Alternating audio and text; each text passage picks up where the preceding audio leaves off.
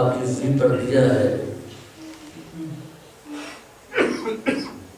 کسی بھی مذہب نے اتنا زور نظافت و طہارت پر نہیں دیا ہے۔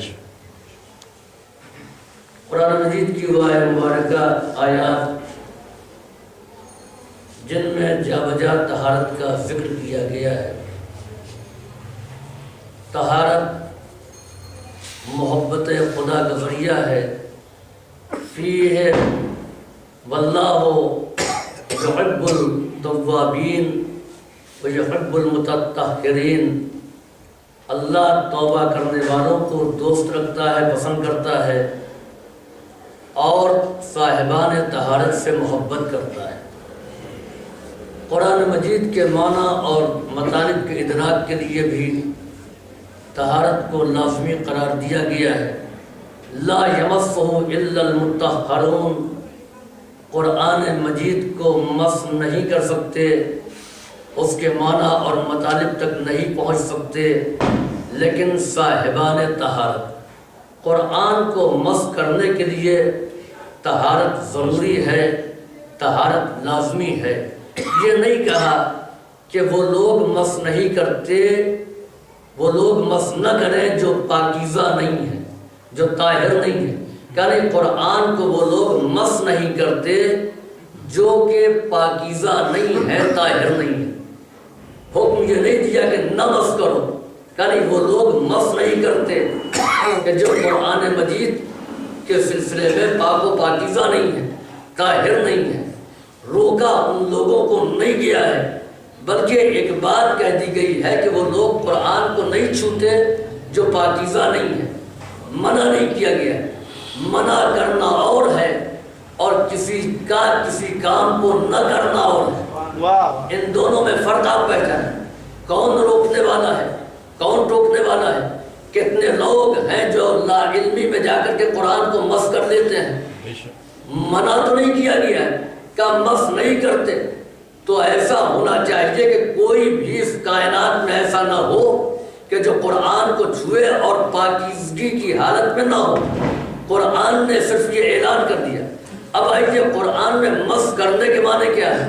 فسر القرآن بالقرآن، قرآن کی تفسیر قرآن کے ذریعے سے کرو، قرآن کے معنی اور مطالب کو قرآن کے ذریعے سمجھیں۔ مس کے معنی کیا ہے؟ جناب مریم نے کہا لم یمسسنی بشرا، ہم کو کسی بشر نے مس نہیں کیا ہے، تو کیا جناب مریم کو ان کے والد نے آغوش میں نہیں لیا؟ نہیں آغوش میں لیا۔ یہاں مراد ہے حق کے تصرف۔ قرآن اعلان کر رہا ہے کہ لا یمسہ الا المطہرون، چھونے سے منع نہیں کیا ہے، نہیں، جو صاحبان طہارت ہیں وہی حق کے تصرف رکھتے ہیں۔ قرآن میں بے پناہ معنی اور مطالب ہے۔ لو انا قرآنا سیرت بہ الجبال او قطعت بہ الارض او کلم بہ الموتى، قرآن کے ذریعے سے پہاڑ چلائے جا سکتے ہیں، مسافتیں طے کی جا سکتی ہیں، مردوں کو حیات دی جا سکتی ہے، مگر ہم نے اس کے برعکس دیکھا کہ قرآن کے ذریعے سے پہاڑوں کو چلایا جا سکتا ہے۔ ہم نے پہاڑوں پر پناہ لیتے ہوئے دیکھا ہے، لیکن پہاڑ کو چلاتے ہوئے کسی کو نہیں دیکھا۔ ہم نے یہ دیکھا کہ تلاوت کی گئی، حالت اعتذار میں دم نکل گیا، مگر مردوں کو حیات دیتے ہوئے نہیں دیکھا۔ اس کے معنی ہے کہ حق کے تصرف ہے، مگر وارثان قرآن کو جو پہاڑ کو چلا سکتے ہیں، مسافتوں کو طے کر سکتے ہیں، مردوں کو حیات عطا کر سکتے ہیں۔ صلوات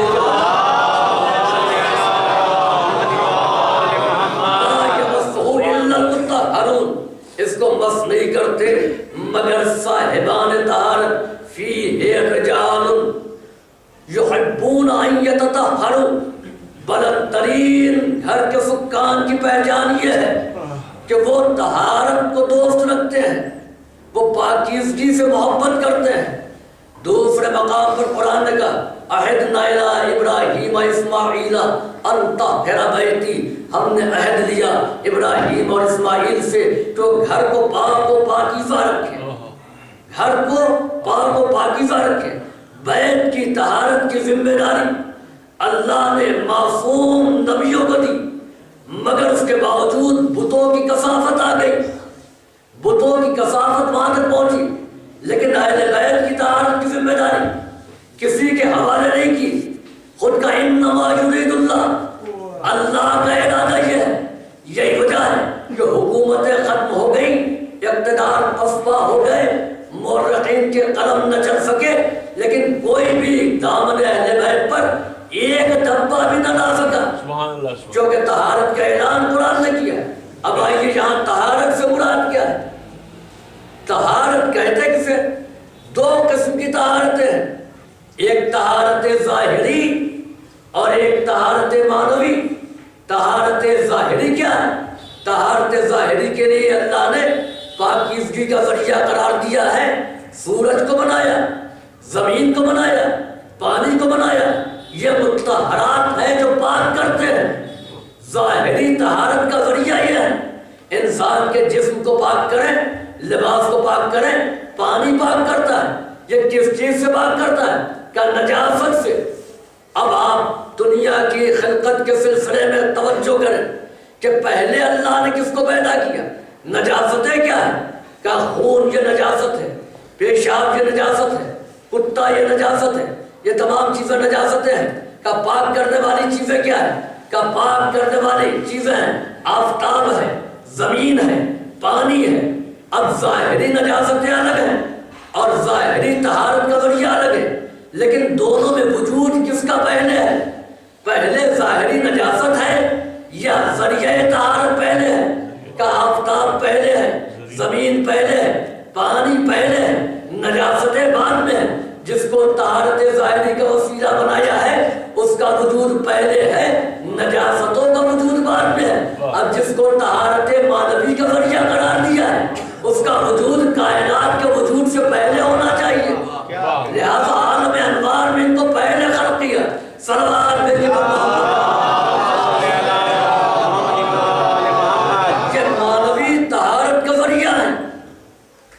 انسان کو معنویت کے اعتبار سے پاک و پاکیزہ کرتے ہیں۔ یہ ایسے طہارت کا ذریعہ ہے کہ اگر ان کا نام لے لیا تو کفر کی نجاست ظاہر ہو گئی، ایمان کا نور آ گیا۔ جب ان کے نام میں یہ تاثیر ہے کہ نجاست کفر کی ظاہر ہوئی، انسان با ایمان ہو گیا، نام لے لیا، کہہ دیا محمد رسول اللہ، کہہ دیا علی ولی اللہ، کہہ دیا لا الہ الا اللہ، تب یہ نجاست دور ہو گئی، انسان پاک و پاکیزہ ہو گیا۔ تو عزیزوں، جب نام میں یہ اثر ہے کہ اگر نام لے لیا جائے تو انسان پاکیزہ بن جاتا ہے، تو اب یہ کیسے ہو سکتا ہے کہ اس نور کو اس صلب میں رکھا جائے کہ جس پر کفر کی تہمت ہو؟ وہ جگہ پاک و پاکیزہ ہی ہوگی، وہاں پر ایمان ہی ایمان ہوگا۔ اب جس طہارت کا ذکر کیا ہے یہ طہارت معنوی ہے، اور اس طہارت معنوی کے درجات، پہلا درجہ یہ ہے کہ انسان اپنے آپ کو گناہوں سے بچائے، واجبات پر عمل کرے اور جن چیزوں سے اللہ نے روکا ہے اس سے رک جائے۔ یہ طہارت نفس کا پہلا درجہ ہے، اور اس بات کو اچھی طریقے سے ہمارے نوجوان یاد رکھیں کہ کسی واجب پر عمل کرنے کا شاید اتنا ثواب نہ ہو کہ جتنا کسی ایک حرام کام سے رک جانے کا۔ کیا کہنا ہے، سبحان اللہ۔ دل چاہتا ہے، دوست اور احباب بہکار ہیں، ان کی بزم ہے اور اس کا تقاضا بھی ہے، لیکن ہم نے اپنے آپ کو بچایا اور گناہ سے رک گئے تو اس کا ثواب عبادتوں سے زیادہ ہے، اس کا ثواب بہت سی نیکیوں سے زیادہ ہے کہ ہم نے ان تمام چیزوں کے باوجود ضرورت ہے، ہم آفس میں موجود ہیں، رشوت آ رہی ہے، مگر دل یہ چاہتا لے لو، مصلحت کا تقاضا یہی ہے، ضرورت یہی ہے، مگر ایمان روک رہا ہے کہ نہ لو۔ ہم نے اپنے آپ کو بچایا، رک گئے، تو اس کا اجر اتنا ہے جس کو انسان شمار نہیں کر سکتا ہے۔ اسی طریقے سے رقص و موسیقی کی محفل ہے، دوست اور احباب کرے چلو، مگر ذہن میں خیال آیا کہ نہیں، گانا سننا حرام ہے، یہاں پر جانا حرام ہے، ہم نے آپ کو بچا لیا، اپنے آپ آپ کو بچا لیا تو اس کا ثواب اتنا زیادہ ہے جتنا کسی اور چیز کا ثواب نہیں ہے۔ تو گناہوں سے بچنا، واجبات پر عمل کرنا، یہ طہارت نفس کی پہلی منزل ہے۔ دوسری منزل یہ ہے کہ انسان مستحبات پر عمل کرے اور مکروہات سے اپنے آپ کو بچائے۔ مکروہات سے بچنا بہت مشکل ہے، بہت سی چیزیں مکروہ ہیں۔ مکروہ وہ کہ جس کے کرنے میں کوئی گناہ نہیں ہے لیکن نہ کرنے میں بہت ثواب ہے۔ مستحب وہ کہ جس کے چھوڑ دینے میں کوئی گناہ نہیں ہے لیکن اگر مستحبات پر عمل کر لیا ہے تو اس کا بے پناہ ثواب ہے۔ تو انسان یہ دوسری منزل ہے کہ جہاں مکروہات سے اپنے آپ کو بچائے اور مستحبات پر عمل کرے، یہ طہارت نفس کی دوسری منزل ہے۔ اس کے بعد طہارت نفس کی تیسری منزل ہے کہ جہاں مستحبات اور مکروہات کی بات نہیں ہے بلکہ ترک اولا جو باتیں ہوں جن کا چھوڑ دینا بھی بہتر ہے، نہ کرنا بہتر ہے، وہاں پر انسان نے اپنے آپ کو بچا لیا تو یہ طہارت نفس کی آخری منزل ہے۔ اس منزل تک کوئی پہنچ نہیں سکتا ہے۔ ایسا نہیں ہے کہ دوسری منزل تک پہنچنے والے نہیں پہنچے ہیں، نہیں، اکثر علماء ہمارے ایسے تھے کہ جو اس منزل پر فائز تھے، یعنی مستحبات پر عمل اور مکروہات کا کبھی ارتکاب نہیں۔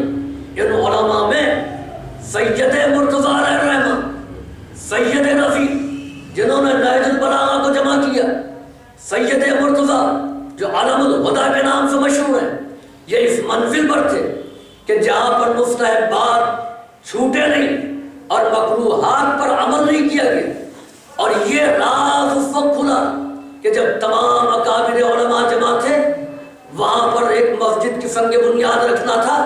حاکم وقت نے اعلان کیا کہ اس سے کہیں، ان سے کہیں تو یہ برا مان جائیں، ان سے کہیں تو ان کو نہ محسوس ہو، لہذا اس نے شرط رکھ دی کہ علماء میں سے وہ بنیاد رکھے کہ جس نے کبھی کوئی حرام کام نہ کیا ہو، کوئی واجب چھوڑا نہ ہو۔ سارے علماء کھڑے ہو گئے کہ مسئلہ تو حل نہیں ہوا، کہ اچھا ان میں وہ بنیاد رکھے کہ جس نے کبھی کوئی مستحب نہ چھوڑا ہو۔ بہت لمبی فہرست ہے مستحبات کی، ممکن ہی نہیں ہے کہ عمل کر سکے۔ کسی مکروہ کا ارتکاب نہ کیا ہو، سب بیٹھ گئے مگر یہ دونوں بھائی کھڑے رہے۔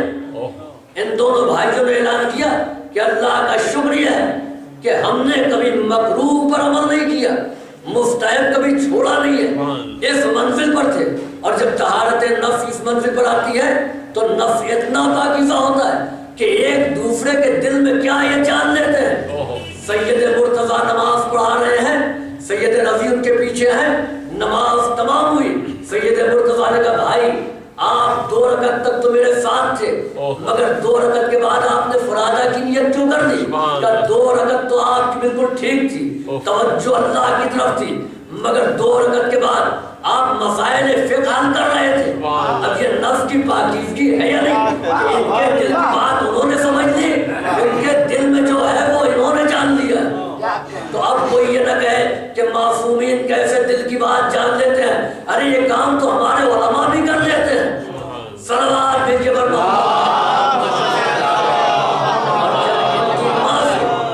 آ کر کے لوگوں نے کہا بی بی آپ کے بچے اس منزل پر ہیں، اور اس واقعے کو بیان کیا تو انہوں نے کہا اس میں ان کا کمال نہیں ہے، یہ میری تربیت کا اثر ہے کہ میں نے کبھی بغیر وضو ان کو دودھ نہیں پلایا، کبھی کوئی حرام غذا ان کے دہن تک نہیں جانے دیا، کبھی کوئی نجس غذا ان تک نہیں پہنچی ہے۔ جب ماں اس انداز میں تربیت کرتی ہے تو بیٹے سید رفیع اور سید مرتضیٰ بنتے ہیں۔ صلوات بھیجیے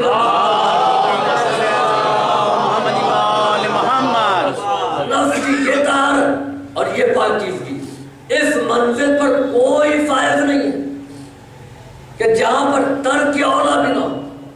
یعنی ترک اولا وہ منزل ہے کہ جہاں پر انبیاء بھی مستثنیٰ نہیں ہے۔ جناب آدم کے ترک اولا کا ذکر قرآن میں ہے، اور ترک اولا کے معنی یہی ہے کہ جس کا چھوڑ دینا بہتر ہے۔ ہم ڈاکٹر کے پاس گئے، اس نے پرہیز بتا دیا، ہم نے پرہیز نہیں کیا، ڈاکٹر نے کہا پرہیز کر لیتے تو بہتر تھا، یہ دوا جو آپ کو 1 ہفتہ کھانا پڑ رہی ہے، یہ 3 دن کھا لیتے ٹھیک ہو جاتا.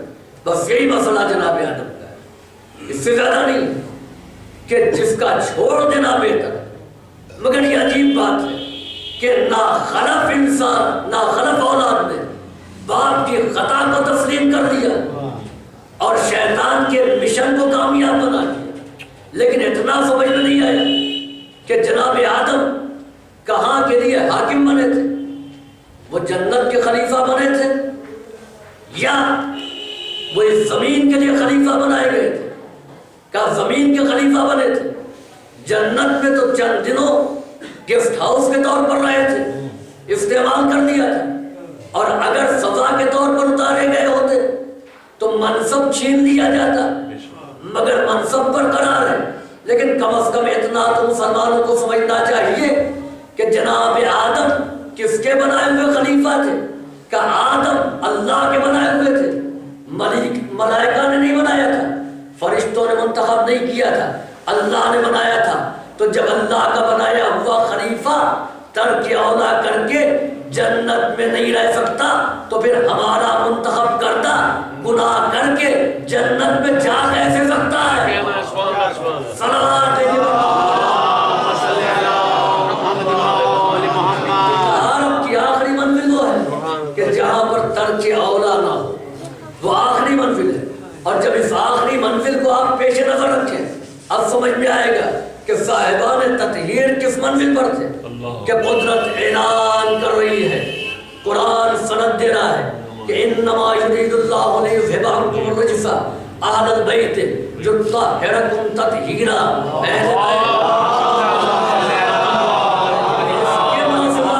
کچھ ارادہ نہیں ہے کہ وہ تم کو پاک و پاکیزہ رکھے اور اس طریقے سے پاک و پاکیزہ قرار دے کہ جو حق کے طہارت و پاکیزگی ہے.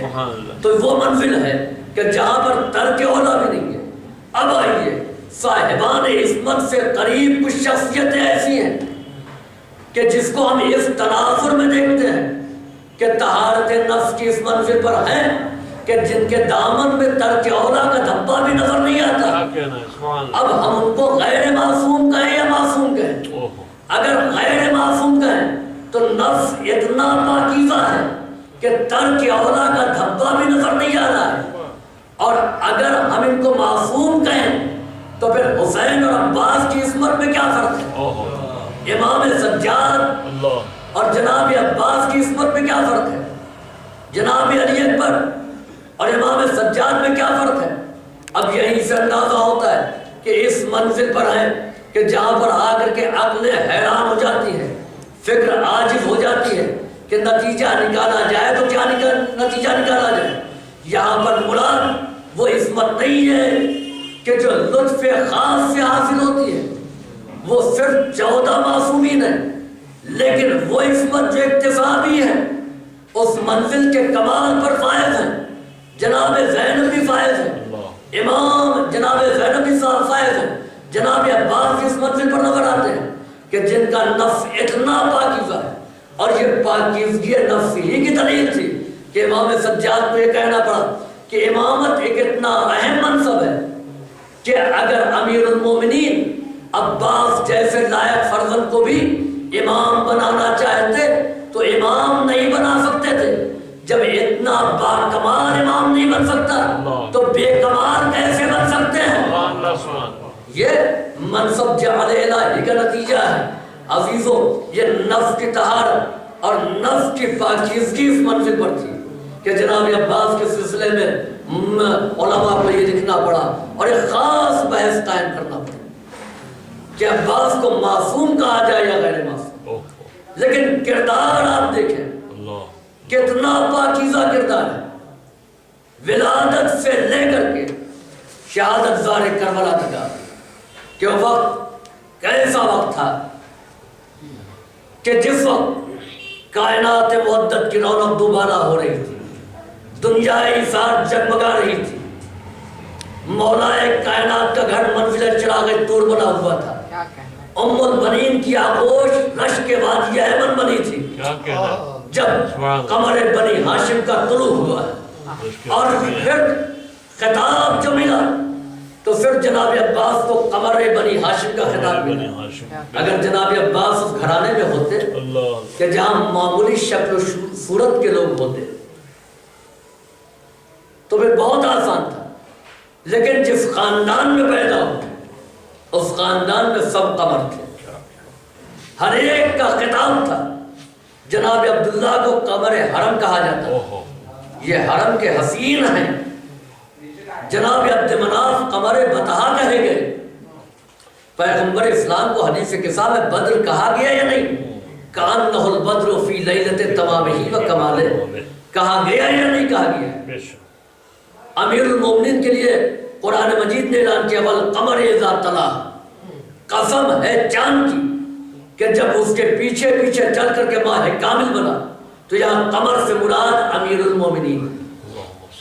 تو قمر کسی ایک کا امتیاز نہیں ہے، بنی ہاشم میں عبداللہ بھی ہیں، بنی ہاشم میں پیغمبر اسلام بھی ہیں، بنی ہاشم میں امیر المومنین بھی ہیں، بنی ہاشم میں امام حسن بھی ہیں، بنی ہاشم میں امام حسین بھی ہیں۔ اور جناب قاسم کے لیے کہا گیا کہ خرج الغلام کأنہ القمر، ایک بچہ ایسا نکلا جو چاند کے مانند تھا۔ تو سب کو قمر کہا گیا، لیکن قمر بنی ہاشم کوئی نہیں ہے۔ اب یہیں سے عظمتوں کا اندازہ لگائیں کہ ان تمام قمر کے درمیان جو قمر بنی ہاشم کہنا ہے اس کو عباس کہتے ہیں، اس کو عباس کہتے ہیں۔ معمولی جلالت جناب عباس کی نہیں ہے کہ تاریخ نے قمر بنی ہاشم کہا۔ جناب عباس مدینے سے کربلا چلے تو قائد لشکر حسینی بن کر کے چلے۔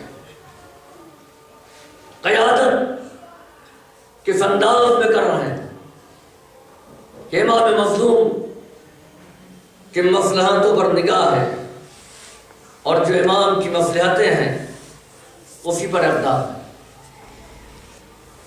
والد کربلا ہو جاتے ہیں، 9 محرم ہے،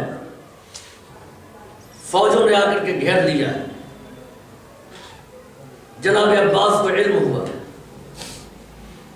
جناب عباس باہر نکلے اور پھر تاریخ گواہ ہے کہ خط کھینچا، ظلم کے بڑھتے ہوئے فیل روا کو وہیں روک دیا، نگاہوں سے لشکر رک گیا اور کہا میں نے خط کھینچا، اس کے پار کوئی نہ آنے پائے۔ کوئی دیوار نہیں بنایا تھا، کیا کہنا، کوئی خندق نہیں کھودی تھی۔ جنگ خندق اسلام کی ایک عظیم جنگ ہے۔ خندق اس لیے کھودی گئی کہ دشمن اس پار نہ آ سکے، مگر اس کے باوجود عمر اور اس کے ساتھی اس پار آ گئے۔ عباس نے خط کھینچا تھا، خندق نہیں کھود دی۔ تاریخ گواہ ہے کہ دشمن کی فوج کا ایک سپاہی بھی اس خط کے اس پار نہیں ہے۔ یہ ہیبت و جلالت جناب عباس کی۔ لشکر رک گیا، صبح عاشورہ نمودار ہوئی، اور جب صبح عاشورہ نمودار ہوئی میدان کارزار گرم ہوا، مقتل سے شہداء کے لاشیں آ رہے، مگر کسی ایک موقع پر جناب عباس نے یہ نہیں کہا کہ مجھے حملے کی اجازت دی، نہیں، نگاہ امام کے منتظر ہے کہ امام کب اشارہ کرے کب مقتل کی جانب جائے۔ اور یہ بہت ہی مشکل کام ہے کہ انسان جس فن میں ماہر ہو اور اس کے اظہار کا موقع ہو اور اس کو موقع نہ مل رہا۔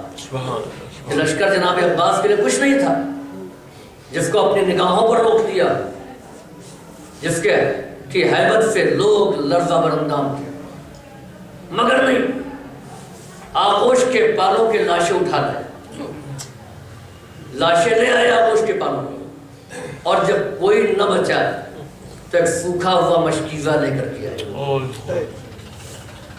مشکیزہ لانے کے بعد امام مظلوم کے سامنے رکھ دیا، آقا میں رن کی رضا تو نہیں مانگ رہا ہوں، مگر اتنی اجازت تو دیجئے کہ بچوں کی پیاس اب مجھ سے دیکھی نہیں جاتی، بچوں کی پیاس مجھ سے دیکھی نہیں جاتی۔ امام مظلوم نے جناب عباس کو ایک مرتبہ سینے سے لگایا اور کہا بھیا تم تو ہمارا آسرا ہو، تم اہل حرم کا سہارا ہو، تم ہمارے لشکر کے علمدار ہو۔ مورخ کا بیان ہے کہ جناب عباس نے مقتل میں نگاہیں دوڑائیں، داہنے دیکھا، بائیں دیکھا، اور اس کے بعد سر جھکا کے کہتے آقا وہ لشکر کہاں ہے جس کا میں علمدار ہوں؟ مظلوم کربلا نے کہا تھا بھیا تم میرے لشکر کے علمدار ہو، اور جب لشکر کا علمدار مارا جاتا ہے تو لشکر کی کمر ہمت ٹوٹ جاتی ہے۔ تو اس پر جواب جناب عباس نے دیا، امام نے رخصت کیا، خدا حافظ۔ عزیزوں آپ نے علم مبارک کو دیکھا، عزا خانے میں علم سجے رہتے ہیں لیکن ایک علم مخصوص ہوتا ہے، اور وہ علم کسی اور کا نہیں بلکہ جناب عباس کا۔ اس علم میں خاصیت یہ ہوتی ہے کہ اس علم میں ایک مشکیزہ بندہ ہوتا ہے، ہر علم میں مشکیزہ نہیں ہوتا۔ مشکیزہ کا پنجے کے پاس مشکیزہ کیوں؟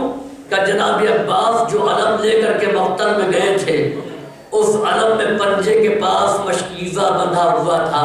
میں کہوں گا مولا جب آپ پانی لینے جا رہے ہیں تو مشکیزے کو چھپا کر کے لے کے جائیں، آپ گھوڑے کی پیٹھ پر مشکیزہ رکھ لیں اور پھر مقتل میں چلے جائیں، پانی لے آئیں، اس سے تو دشمن ہوشیار ہو جائے گا۔ آپ نے مشکیزے کو علم میں باندھ دیا ہے۔ عباس آواز دیں گے، جو بزدل ہوتے ہیں وہ مقصد کو چھپا کر کے میدان میں جاتے ہیں۔ میں اعلان کر کے جا رہا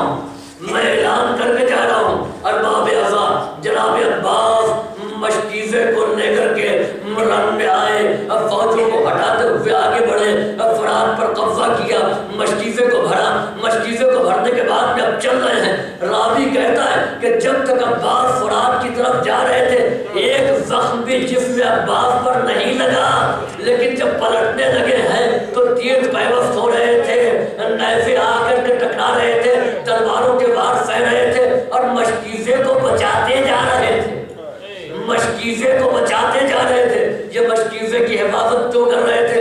اس لیے کہ تاکہ مشکیزہ صحیح و سلامت پہنچ جائے۔ یہ زخم کیوں لگے؟ اس لیے کہ ساری توجہ مشکیزے کو بچانے پر تھی۔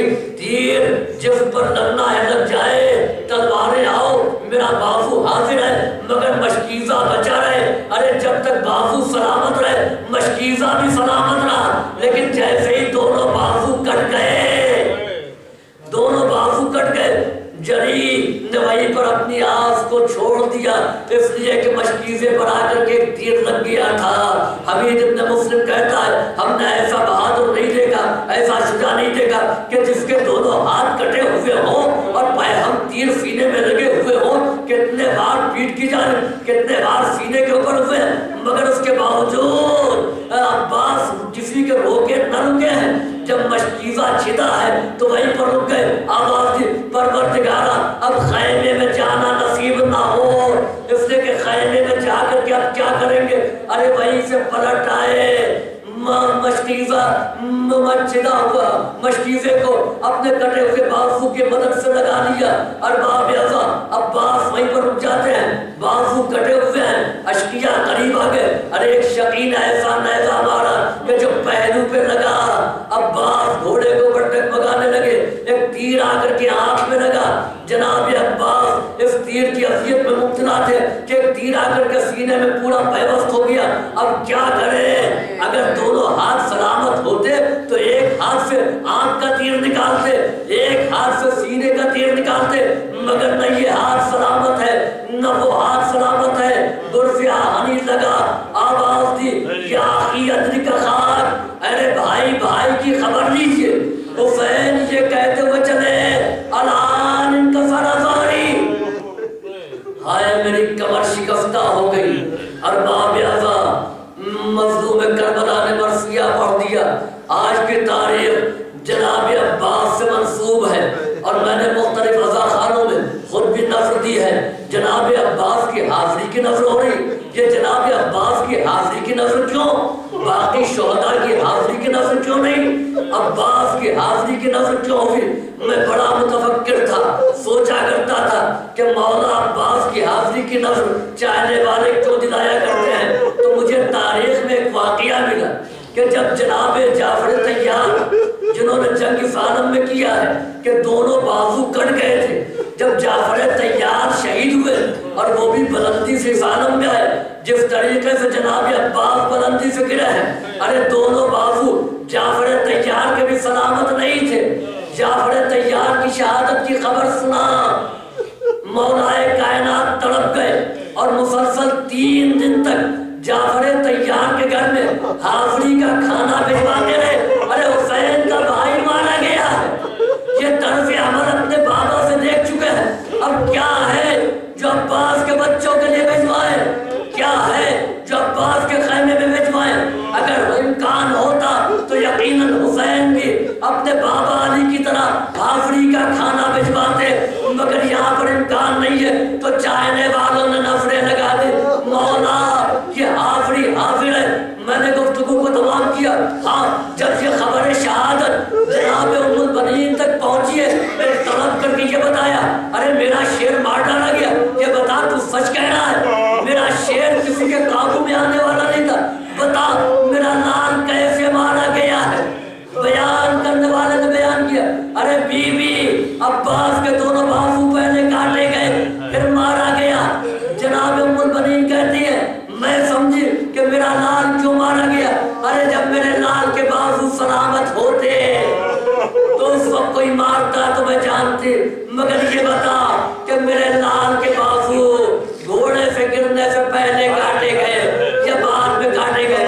نہیں بی بی، بازو پہلے کٹے ہیں، عباس بعد میں زمین پر آئے ہیں۔